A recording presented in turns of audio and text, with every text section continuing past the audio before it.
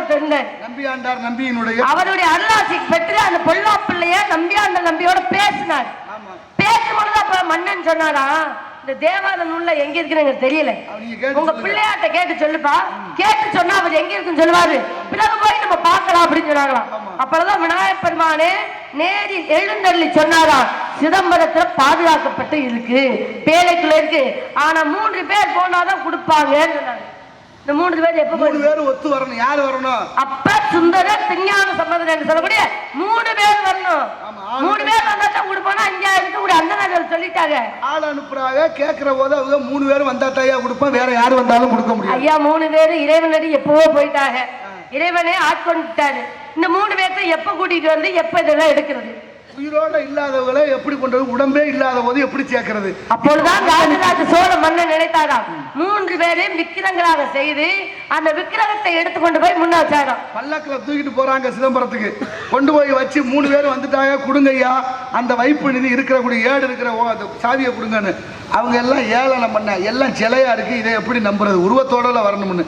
இதெல்லாம் சிலை, இதுக்கெல்லாம் உயிரில நினைச்சா நடராசர் சிலையா உயிரோட இருக்காரான்னு கேட்டார். அவர் சிலையில அது உயிரோட தான் வேணும் இருப்பார், சாமி அப்படித்தானே சொல்லுவோம். இப்ப அவங்க எல்லாம் மிரண்டு போனாங்க. இப்படி ஒரு கேள்வி இது வரைக்கும் யாரும் கேட்கல. அதுவும் சிலைன்னா இப்ப இதுவும் சிலை. அது உயிர் இருக்குன்னா இங்கேயும் உயிர் இருக்கு, கடவுளுக்கும் உயிர் இருக்குன்னா இவர்களும் கடவுள் திருவடியில சேர்ந்தவர்கள் உயிர் இருக்கு, மறுக்க முடியல. அந்த ஏடுகள் இருந்த அந்த அறையினுடைய சாவியை கொடுத்து உள்ள போனாங்க, எல்லாம் செல்லரிச்சு போச்சு. மிச்சம் கிடைச்சது நமக்கு தேவாத நூல்கள். இதே போல காது இருக்கிற வழக்கம் இருந்திருக்கு ஒருத்தருக்கு. சரி, காது அறுக்கிற வழக்கம் இருந்தாரு, காது இருக்கிறத நிறுத்தணும். கேள்விப்பட்டு திருவண்ணாமலை பகுதியில இருந்து அப்படியே புறப்பட்டு வர்றாரு. எங்க வர்றாரு? தென் தமிழகத்துக்கு வர்றாரு, திருவள்ளிபுத்தூருக்கு வர்றாரு. புத்தூர் ஆழ்வார் தான் காது இருக்கிற வழக்கத்தை வச்சிருக்காரு. ஆமா, காதை ஏன் இருக்கிறாரு? எதிரி புலவர்கள் உட்கார்ந்து பாட்டு பாடினா பாட்டு சரியா இருக்கா இல்லையா, ஒருவேளை தப்பா பாடிட்டா துரட்டிய காதுல வச்சிருப்பாராம், வடக்குன்னு அறுத்து விடுவான்.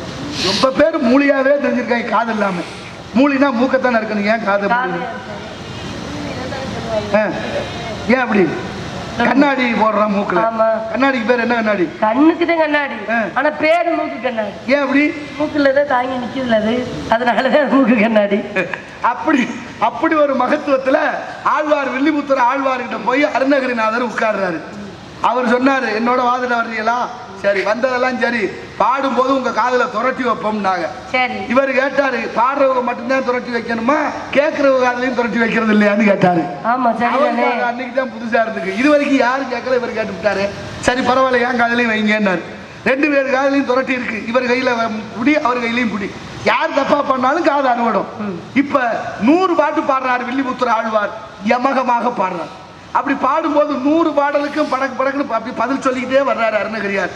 அருணகிரி சாதாரணமா இருந்தா சொல்ல முடியாது. முருகனின் அருள் பெற்று தெய்வ கடாட்சமான வந்திருக்கார்.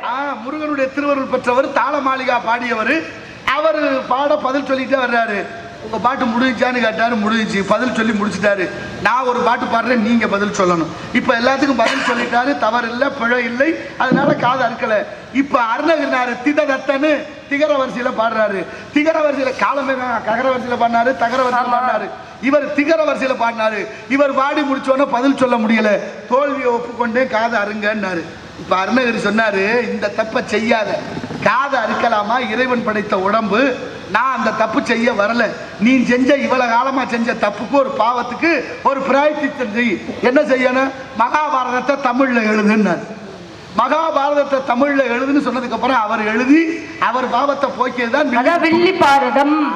அப்படிப்பட்ட அது வரைக்கும் விநாயகப் பெருமான கொம்பை ஒடித்து எழுதுனா வேதவியாசர் சொல்ல சமஸ்கிருதத்துல, அது தமிழ்ல சொன்னது இங்க சொல்லப்பட்டது இல்ல. நேருமலையில விநாயகர் எழுதியதே தமிழ்லன்னு அருணகிரியார் சொல்றாரு. அப்படி என்னங்க, வியாசர் தான் அந்த சொல்றாரு, வடிவமைக்கிறாரு. வியாசர் சொல்ல விநாயகர் எழுதுறத மகாபாரதம் சமஸ்கிருதத்துல. அதனாலதான் பாருங்க, நான் சொல்றதுக்கு சரியான பொருளோட எழுதணும் போட்டி.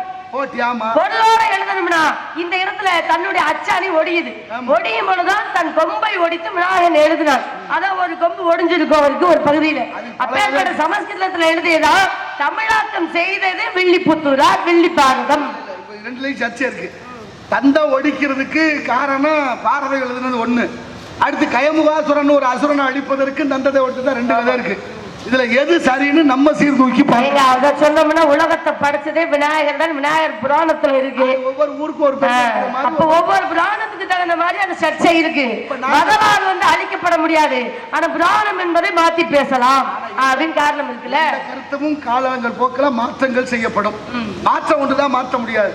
இப்ப அருணகிரிநாதர் பாடிய 2வது திருப்புகழ் அது வயலூர்ல பாடுறாரு. நம்ம திருச்சி பக்கம் இருக்கிற வயலூர்ல. எங்க அதை காட்டில பாருங்க, அருணகிரிநாதருக்கு முருகப்பெருமானே இருக்கக்கூடிய அந்த விளாலி மலையில அவனே வேடனாக வந்து வழிகாட்டி சென்றாரு. அங்கிருந்து வரும்போது இப்ப இந்த பாட்டு என்ன சொல்றது? கைத்தல நிறைகனி அப்பமோ டவல் பரி கப்பிய கரிமுகன் அடிபேணி கற்றிடும் அடியவர் புத்தியில் உறைபவர் கற்பகம் என வினை கடிதேகும் மத்தமும் அதிகமும் வைத்திடும் மரன் மகன் மத்தமிழ் தெல்புய மத யானை முத்தமிழ் அடவினை முற்படு கிரிதனில் முத்தமிழ் அடைவினை முற்பட எழுதிய முதல்வோனேங்கிறாரு. அப்படின்னா என்ன அர்த்தம்? தமிழ்ல பாரதத்தை விநாயகர் எழுதினார்னு அருணகிரியார் சொல்றாரு. தமிழ் இங்க மட்டும் இல்ல, வரலாற்று சான்றா தோண்டி தோண்டி எடுத்துக்கிட்டே இருக்காங்க. இங்க அதுக்கு ஒரே எடுத்துக்காட்டு தான். எத்தனையோ இடத்துகள்ல வந்து அகழாய்வு நடத்துவாங்க. ஆனா அந்த அகழாய்வுக்கு தமிழ் எவ்வளவு தொன்மையானது, பழமையானது, இனிமையானது, நுண்மையானது, முன்மையானது எடுத்துக்காட்டு கீழடி ஒன்றே, சிவகங்கை மாவட்டத்தை சேர்ந்தது. தன்மை, இளமை, முன்மை, தன்மை, பெருமை, இனிமை, வளமை, எத்தனை 16 பண்புகளை கொண்டது. அது தமிழ். நீர்மையை இனிமையை நிறைந்தது எனலாகும் என்பது நிகண்டு. அப்படிப்பட்ட மகத்துவம் வாய்ந்த ஆதிச்சநல்லூர்ல இருந்து கீழடி வரைக்கும் உள்ள ஆய்வுகள்ல தமிழ் தான் கிடைச்சிக்கிட்டே இருக்கு. இங்க பாரு, திருச்சியில இருக்கிற ஐயா தாயுமான சுவாமி மாசமா இருக்கிற பிள்ளைய அவரை வேண்டிக்கிட்டா சுகப்பிரசவம் ஆகும். தாயும் ஆனான் அவனே அப்படின்னு வந்தார்ல. திருக்கருக்காகுறிச்சின்னு ஒரு ஊர் இருக்கு, அம்பாள் பேரு. திருக்கருக்காகுறிச்சியில கருவில குழந்தைய காப்பாத்தணும்னா அந்த கோயிலுக்கு போய் வரும். திருப்பைஞ்சிலின்னு ஒரு இடம் இருக்கு. உயிர் ஆயுள நீட்டிக்கணும். யமதர்மனுக்கு திருப்பட்டூர்னு ஒரு ஊர் இருக்கு. அதனால சாதகத்தினுடைய தலையெழுத்து பிரம்மாவுக்கு ஆலயம் நான்முகத்தோடு இருந்தது என்கிற அங்கேதான். அப்பேற்பட்ட ஆலயம் எதனால வந்ததுன்னா உருவ வழிபாடோடு அப்பேற்பட்ட நிகழ்வெல்லாம் நடப்பதற்கு முன்னாடி இருந்த ஆலயம் அது. தமிழ்நாட்டில் இருக்கிற 1008 கோயில், 108 கோயில் சிவ பெருமாள் கோயில், 1008 கோயில் சிவன் கோயில். கொடுமுடின்னு ஒரு ஊர் இருக்கு பாத்தீங்களா? அங்கேயும் பிரம்மனுக்கு வன்னி மரத்தடையில ஆலயம் உண்டு. சிவாலயத்துல அவருக்கு தனி சிறப்பு உண்டு. அங்க ஏன் இருக்குன்னு கேட்டா, அந்த உலகத்துல ரெண்டு விஷயம் தான். சிவனுடைய சடையவும் அடியையும் பார்க்க போன, அடி நுனியை பார்ப்பதற்காக ஏன் பாட்டனும் எங்க அப்பாவும் 2 பேரும் சேர்ந்து பார்க்க முடியல. மேல போன எங்க அப்பா ஒரு பொய்ய சொல்லிட்டாரு. பொய் சொன்னதுனால உனக்கு பூலோகத்துல பெருமை இல்லாமல் ஆலயம் இல்லாம கிடப்பது அப்படின்னு ஒரு சாபம். கூடவே சேர்ந்து நீ பொய் சொன்னீங்கல்ல, தாழம்பூவுக்கு எந்த பூஜையிலும் பயன்படுத்தவே முடியாது என்று ஒரு சாபம். ஒரே ஒரு இடத்துல தான் பயன்படுத்தப்படும். ஆமா, திருநெல்வேலியில காந்திமதி அம்மையார் ஆலயத்துல பயன்படுத்துவாங்க. இன்னொன்னு பிரதோஷம் அப்ப இங்க உத்தரகோச மங்கையிலும் பயன்படுத்துவாங்க. 3வது கால பூஜையில சிவராத்திரி அன்னைக்கு பயன்படுத்துவாங்க. அப்ப இதெல்லாம் ஒரு மகத்துவம் வாய்ந்த தன்மையோடு இந்த நாட்டுல இருந்திருக்கு. பொய் சொன்னாலும் இந்த சாபத்தை கிடைச்சாலும் மீண்டும் விமோசனம் வேண்டும் என்பதற்காக ஒவ்வொரு சிவராத்திரியும் 3வது கால பூஜை விடிய கால பூஜையில தாளம்பூ வச்சு பயன்படுத்தலாம்னு விமோசனம் கிடைச்சிச்சு. இப்ப என்னன்னா, இவ்வளவு தூரம் இங்க எல்லாம் அலைஞ்சு இதெல்லாம் சேர்க்கறத விட அப்பாவுக்கு 5 முகம், அம்மாவுக்கு 6 முகம், ஒரு முகம் 6 முகத்துக்கு அங்கங்க அலைய வேண்டாம். நானே வர்றேன்னு தான் கலியுக கடவுளாக முருகப்பெருமான் கந்தன் அப்படின்னு அவதாரம் செய்ய. முருகா என்று சொன்னால் 3 ஜென்மத்தில் செய்த பாவமும் போகுமா? தலையெழுத்தே மாறுதான். தலையெழுத்தே மாறுது. நான் எப்படி சொல்றாரு அருணகிரியார்? செயல்பட்டு அழிந்தது செந்தூர் வயல் பொழின், தேன்கடம்பின் மால்பட்டு அழிந்தது பூங்கொடியார் மனம், மாமயிலோன் வேல்பட்டு அழிந்தது மேலையும் வெறுப்பும் சூரனும், அவன் கால்பட்டு அழிந்தது என் தலைமையில் அயன் கையெழுத்து. அயன்னா பிரம்மா. பிரம்மா எழுதிய எழுத்து முருகன் பாதம் பட்டா அழிஞ்சிருமா தானா. அழித்ததுன்னு சொல்லல, அழிந்தது. சண்டை நடக்குன்னு வச்சுக்க, காவல்துறை அங்க வந்துட்டானா பார்த்துட்டானா அப்படியே மெதுவா நகண்டுருவாங்க. பயம் வருதா? முருகன் பாதம் வந்தோடனே பிரம்மன் எழுதி எழுத்து.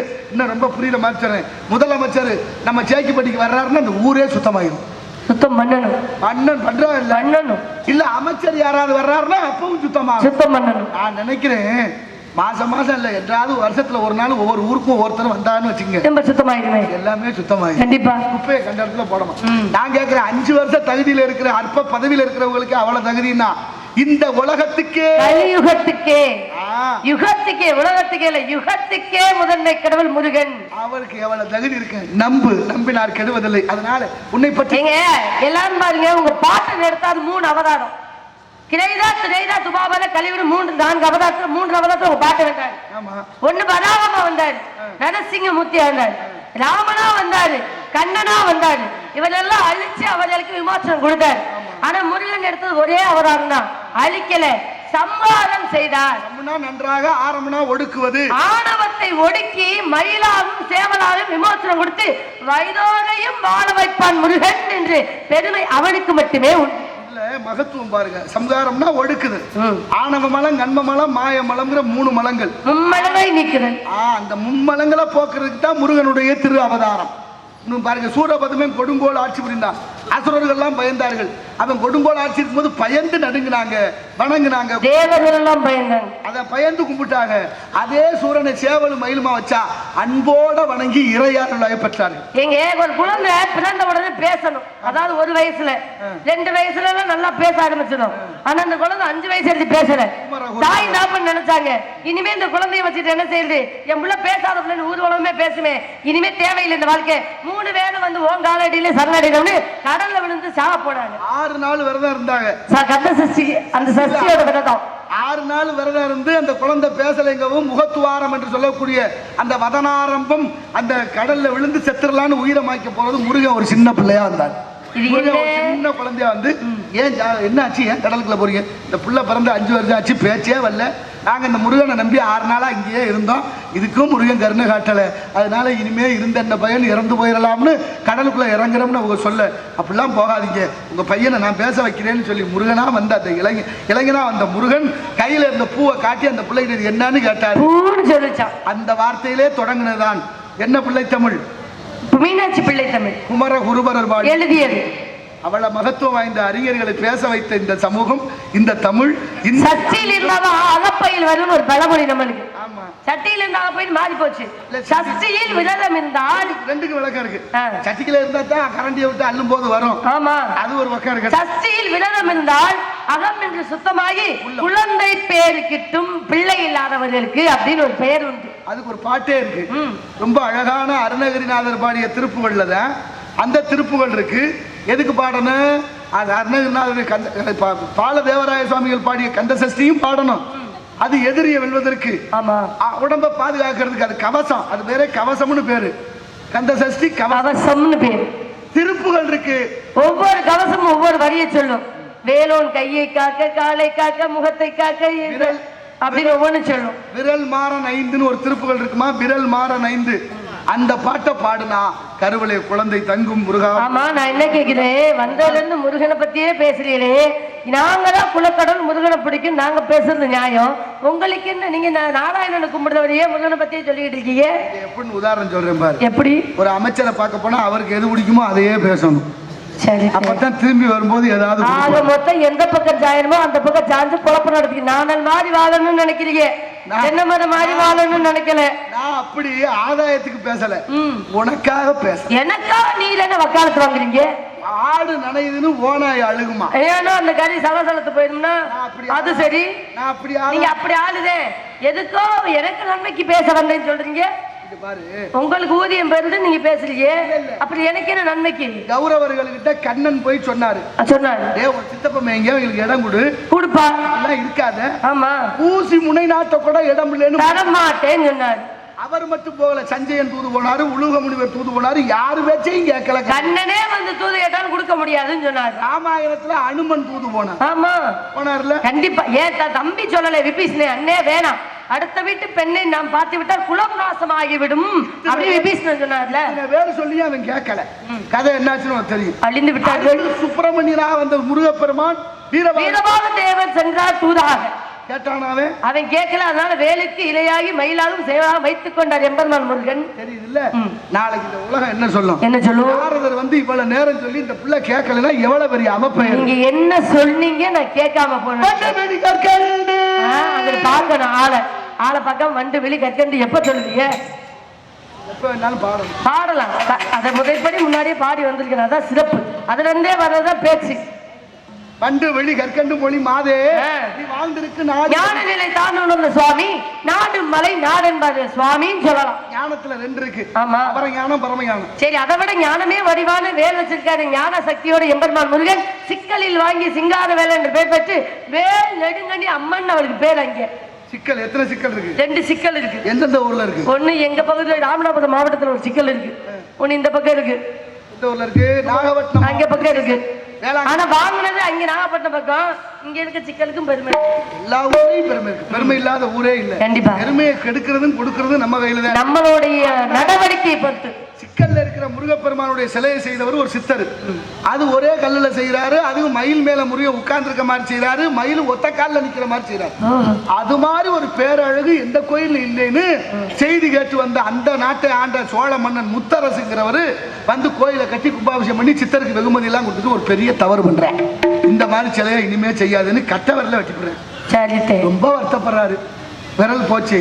இப்படி ஒரு மன்னனா இப்படி ஒரு பண்ணிவிட்டானு வருத்தப்பட்டு அங்கே வடக்க அந்த சிக்கல்ல செஞ்ச சிலையோட சிக்கல்ல இருந்து புறப்பட்டு தெற்கு நோக்கி நடக்கிறாரு. போனா அங்க 8 மரங்கள் நிறைந்த ஊர், 8 குடிசைகள் இருந்த ஊர். அதுக்கு பேரு 8 குடி. அங்க ஒரு கல் இருக்கு.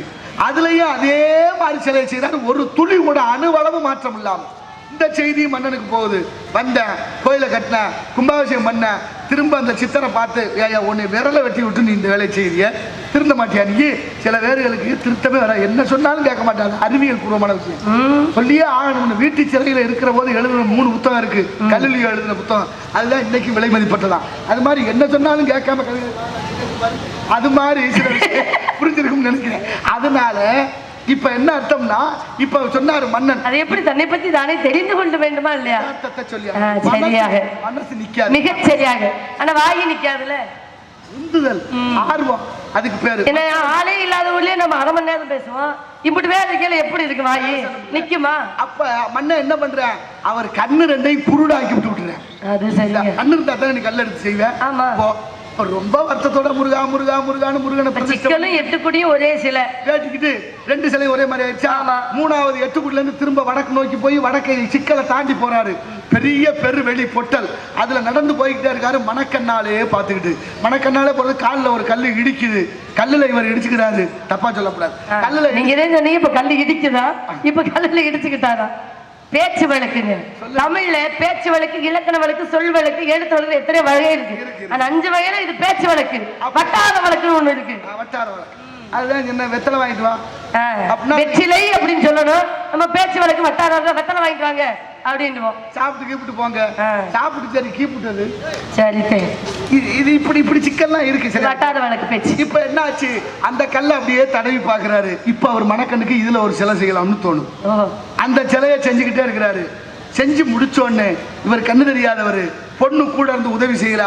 கடைசியா முருகனுக்கு கண் திறக்கணும். இவர் சொல்றாரு, எண்கண் முருகா வருகன்னாரு. எண்கண்ணா என்ன அர்த்தம்? இடவாகு பெயர்னு இலக்கணத்துல என் பக்கத்துல வாப்பா முருகான்னு கூப்பிடுறாரு. எண்கண் முருகா வா அப்படின்னு சொன்னாரு. முருகனுக்கு கண்ணு திறந்தது, அவருக்கு கண்ணு வந்தது. முத்தரசு சோழன்னு வந்தேன். நீ திருந்தவே மாட்டேன். சோழன் அவரை கொல்லலாம்னு முடிவு பண்ற. அசரீர் ஒழிக்குது மன்னா, தவறு மேல் தவறு செய்யாது. கோவிலை பிரதிஷ்டை செய், இதுக்கு போட்சத்துக்கு அவருக்கு ஒரு பெரிய பிரதட்சித்தம் சேரு அப்படின்னு சொல்லி மன்னிப்பு கேட்டு, மன்னிப்புக்கு அவர் மன்னிப்பு செய்து அதுக்கப்புறம் செய்த அந்த 3 சிலையும் எண்கண் 8 குடி அங்க இருக்கக்கூடியது சிக்கல்.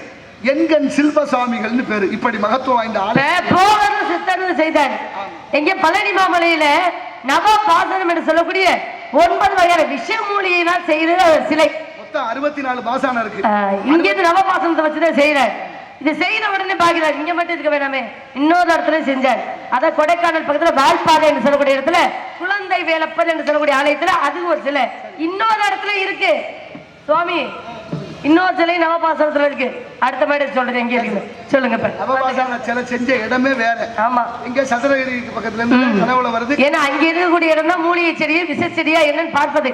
அகத்தியருக்கும் அவருக்கும் போட்டி. அவர் நன்மையை செய்தார், இவர் தீமை செய்து கொண்டு நன்மையை கொடுத்தார். அவர் என்ன பண்றாரு, எல்லாத்தையும் செஞ்சு பாக்குறாரு. நான் பேச முடிச்சுட்டு அப்ப சொன்னாரு, பொதுனின்னு ஒரு மலை இருக்கு, அங்க போ. அந்த இலக்கு அங்க ஒரு செடி இருக்கு, அதை கொண்டு வந்து அதோட சேர அது சரியா வரும்னாரு மூலிகை. அப்படி செஞ்சதுல சிலைகள் நவபாசன சிலை, முருகன் சிலை மட்டும் இல்ல. எங்க ஊர் பக்கத்துல பரமந்தூர்னு இருக்கு, பராசர முனிவரால் அமைக்கப்பட்ட கோவில். அங்க பெருமாள் நின்ற குலத்துல திருப்பதி மாதிரி, அது நவபாசன சிலை. இப்படி வரலாறு நமக்கு தெரியாத விஷயங்கள் நிறைய இருக்கு, நிறைய பேசலாம். இப்ப வந்த காரணம் என்ன செய்து கொண்டிருக்கிறார்? காவல். எதற்கு காவல்? திணைக்கு காக்க முடியாது. முடியாதுன்னு நீங்க இப்ப காலகட்டத்துல வாயில பேசுற பேச்ச பார்த்து முடியாது வராது இல்லைன்னு நாங்க தான் பொம்பளையை சொல்லக்கூடாதுன்னு நீங்க எப்படி சொல்லுங்க முடியாது அப்படின்னு. முடியும் நல்லபடியா காத்துட்டு போமான்னு சொல்லிட்டு போவோம் தானே. வந்தது புதுசு உழுதல் தரிசனம் போறதா? உழுதது தரிசானாதான் நல்ல அமோக விளைச்சல் எடுக்க முடியும். ஆரம்பம் கழகம் முடிவு நன்மை. முடிவு நன்மையா இருக்கிறதுக்கா முதலுமே கோணல் ஆயிடலாமா? முற்றிலும் கோணல் ஆகி போயிடாதா? கழகம் பிறந்தாத்தான் நியாயம் பிறக்கும். கழகம் பிறக்கல, எதுக்கு முடியாதுன்னு சொன்னீரு? உன்னால வரைக்கும் நல்லா தானே வரலாறு பேசுறீங்க. முடியும். என்னால முடியாது நீங்க எப்படி சொல்லுவீங்க? தெரியும்ல, நீங்க உன் ஜாதகம் சுண்டு வரல. ஜாதகமா? ஆமா. எனக்கு என்ன ராசின்னு பார்த்து சொல்லுங்க. ஜாதகமா இருக்கும். மேச ரிஷபம் மிதுனம் கடகம் 12 ராசி சொல்ல. எனக்கு என்ன ராசி? உனக்கு என்ன ராசி? முருகன் என்ன ராசி? முருகப்பெருமான் என்ன ராசி? அவர் தெய்வம் எனக்கு தெரியலையே. விசாகத்தின் நட்சத்திரத்தில் அவதரித்தவன் அவன். விசாக நட்சத்திரத்துல விசாக வள்ளி. வள்ளிங்கிற பேருக்கு ஆவரணம்னு பேர். ஆமா, 5 பொருளோடு பிறந்தவள். தலையணி, காதணி, கழுத்தணி, 7 பொருள். 7 பொருளா? ஆமா, 5ன்னு சொல்றாங்க. யார் சொன்னா? அப்படிதான் சொல்லிட்டுறாங்க. வெண்பாவே இருக்கு. வெண்பாவே 7 பொருளோட இருக்கு. சரி, நாளை ஒரு ராசிக்கு அவர் ராசிக்கு தான் பொருத்தம். அவன் என்ன செவ்வாயோட அதிபதி. அவன் பொருத்தமா? கடவுளை பத்தி பேசுற பொருத்தத்தை பத்தி பேசுறீங்க. பொருத்தமா இருக்கணும்னா ஒரு கல்யாணம் பண்ணி வைக்கலான்னு வந்தேன். கல்யாணமா?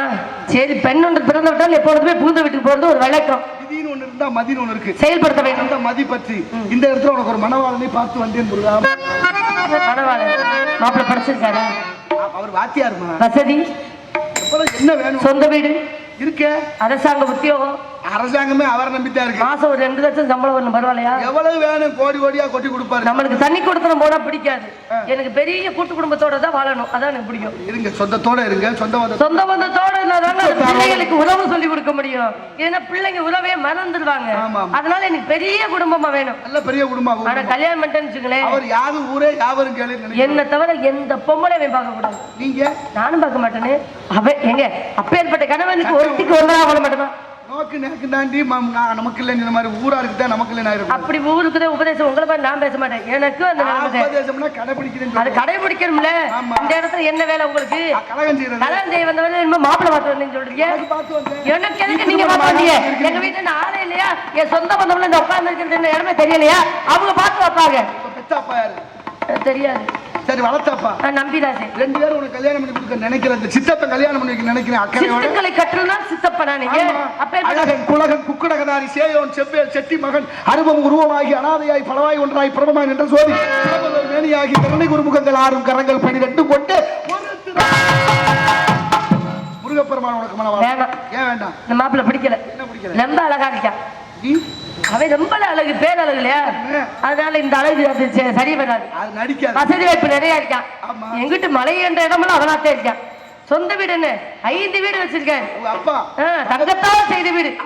இந்த வீடு ஐயா நாங்க காட்டுக்குள்ள இருக்கோம். தங்கமே எனக்கு வேணாம்.